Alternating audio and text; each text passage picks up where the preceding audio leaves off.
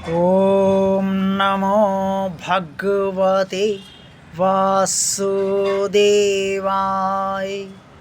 जय श्री हरि, जय श्री भगवान विष्णु जी, जय प्रभु श्री राम जी, जय भगवान श्री कृष्ण जी। भगवान और आप चैनल के अत्यंत प्रिय श्रद्धालु भक्तों, देखा जाए तो मनुष्य का जीवन अत्यंत कठिन है और अन्य प्राणियों के मुकाबले मनुष्य का जीवन ज़्यादा कठिन है। अन्य प्राणियों पे जिम्मेदारी तो भगवान ने उनकी समझ और उनके विवेक के अनुसार दी है, लेकिन जो जिम्मेदारियाँ, जो दायित्व, जो कर्तव्य और जो उत्तरदायित्व मनुष्य से संपूर्ण करवाए जाते हैं और मनुष्य को करने होते हैं, वो अन्य प्राणियों को नहीं करने होते। एक तरफ हम सब माया से के बीच में हैं, अर्थात माया से ही संचालित है।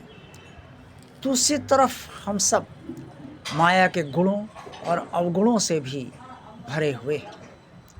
गुण भी हमारे अंदर है माया के और अवगुण भी है।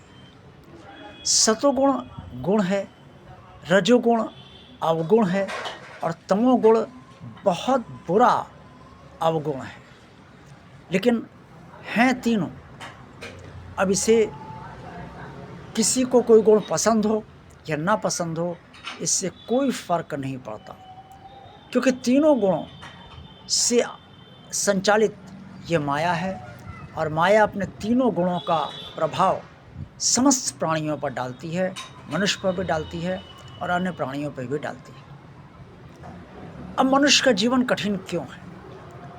एक तरफ तो सत्संग के जरिए और धार्मिक ग्रंथों के जरिए, श्रीमद् भगवद गीता जी के जरिए, रामचरितमानस जी के जरिए, वाल्मीकि रामायण जी के जरिए, शिव पुराण जी के जरिए और अन्य समस्त पुराणों के जरिए, वेदों के जरिए ये सभी को ज्ञात होता है कि भगवान की शरण में ही रहना चाहिए और अगर कल्याण चाहिए तो भगवान का ही होकर रहना चाहिए। कामना बलवती नहीं होने देना चाहिए और इच्छाओं को अपने नियंत्रण में रखना चाहिए। लेकिन मनुष्य करे तो क्या करे? माया के बीच रह रहा है तो कामना भी उत्पन्न होगी और इच्छाएं भी होंगी। इच्छाएं कौन सी उचित हैं, कौन सी अनुचित, ये अक्सर कई मनुष्य निर्णय नहीं ले पाते हैं, या यूँ कहा जाए सभी निर्णय नहीं ले पाते, क्योंकि जिस समय इच्छा बलवती होती है उस समय सभी इच्छा उचित लगती हैं, कोई भी इच्छा अनुचित नहीं लगती, क्योंकि जिस गुण के प्रभाव में उस समय मनुष्य होता है उस गुण का पूरा प्रभाव उस मनुष्य पर होता है और वो इस इच्छा को उत्पन्न करता है और इच्छा को सही भी बताता है। मनुष्य के मन को वो इच्छा बहुत अच्छी लगती है और मस्तिष्क उसी इच्छा को पूर्ण करने के रास्ते बताते रहता है, बजाय ये सोचने के क्या सही क्या गलत, वो उसे पूर्ण करने के रास्ते बताने लगता है। ये गुण का ही प्रभाव, अवगुण का ही प्रभाव है और सतोगुण का ही खाली ये प्रभाव होता है कि वो उचित या अनुचित की बात सोचने देता है। बाकी चाहे रजोगुण हो चाहे तमोगुण हो, वो उचित और अनुचित की बात सोचने नहीं देते। प्रिय श्रद्धालु भक्तों, अब मनुष्य करे तो क्या करे? मन उसके नियंत्रण में नहीं, मस्तिष्क पर उसका जोर नहीं और भगवान से जुड़ना सबके लिए इतना संभव नहीं, वो भी गहराई से जुड़ना तो बहुत ही कठिन मालूम पड़ता है, क्योंकि इस संसार में रहते हुए सभी को अपना मानते हुए और सभी के बीच रहते हुए सिर्फ भगवान के होकर जीना और भगवान के होकर रहना अत्यंत कठिन कार्य हो जाता है और मनुष्य के जीवन भर ही समझ में नहीं आता कि वो भगवान से जुड़े या इस संसार से जुड़े और इस संसार के बीच रहे। श्रीमद् भगवद गीता में स्पष्ट तौर पर वर्णित है कि भगवान कृष्ण ने कुरुक्षेत्र के मैदान में अर्जुन से कहा कि योग माया से आच्छादित मैं सभी को नहीं देखता, अर्थात जो परमात्मा है, जो ईश्वर है, जो भगवान है, उसने जो ये योग माया रची है जिस योग माया से सारा संसार चल रहा है, क्यों कहा जाए योग माया ने ही ये संसार की रचना की, तो इस योग माया से आच्छादित है ये संसार, यानी कि योग माया के पंजे में है ये संसार, उसके चंगुल में है संसार। और इसके पीछे, इस योग माया के पीछे छिपा कौन है? परमात्मा, ईश्वर अर्थात भगवान। तो योग माया से अगर जब हम पार होंगे, जिसे हम कहते हैं कि भाव सागर से पार होना या कल्याण हो जाना, तो ये सब जब होगा तभी हम परमात्मा को तक पहुंच पाएंगे, या उससे जुड़ने का भाव या भावना हमारे अंदर उत्पन्न होती है और गहराई परमात्मा के प्रति जुड़ाव की बढ़ती है। ये सब संभव तभी होता है जब हम भगवान से प्रार्थना करें कि हे दीनदयाल भगवान, आप मुझे अपने से जोड़े रखिए, और इस माया को आपने ही बनाया है, योग माया आपकी ही है। इस माया के जितने भी अवगुण और गुण हैं वो सब आपने ही, आपके माया के ही मेरे पास है।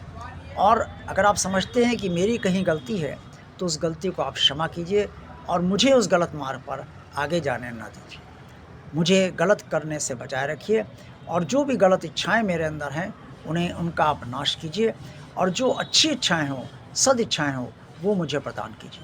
मुझसे अच्छे कर्म करवाइए, बुरे कर्मों की तरफ मुझे प्रेरित मत कीजिए, और मुझे अपनी भक्ति दीजिए और अपनी भक्ति में लगाइए, ताकि मैं इस भव सागर को पार करके, अर्थात योग माया को पार करके, मैं आपसे मिल सकूं, आप तक पहुंच सकूं, और आपकी कृपा से आपके दर्शन भी प्राप्त कर सकूं।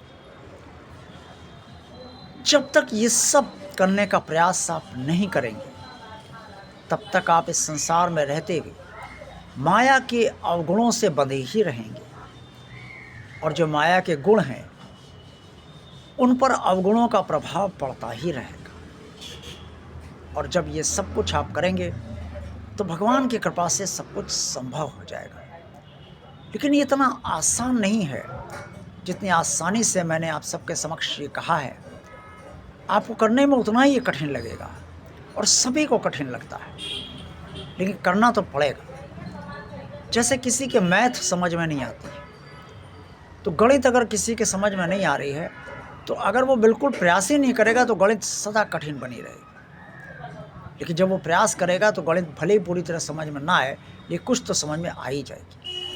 इसी तरीके से जब हम प्रयास करेंगे तो हम इस माया से पार पूरी तरीके से भले ना हो पाए, लेकिन काफ़ी कुछ माया से पार होने का यत्न तो हम करते ही रहेंगे, उसका फल तो हमें कहीं ना कहीं मिलेगा। और भगवान की कृपा से सब कुछ संभव है। वो अगर उंगली आपकी पकड़ लेगा तो पूरा हाथ पकड़ के आपको अपनी तरफ खींच अवश्य लेगा।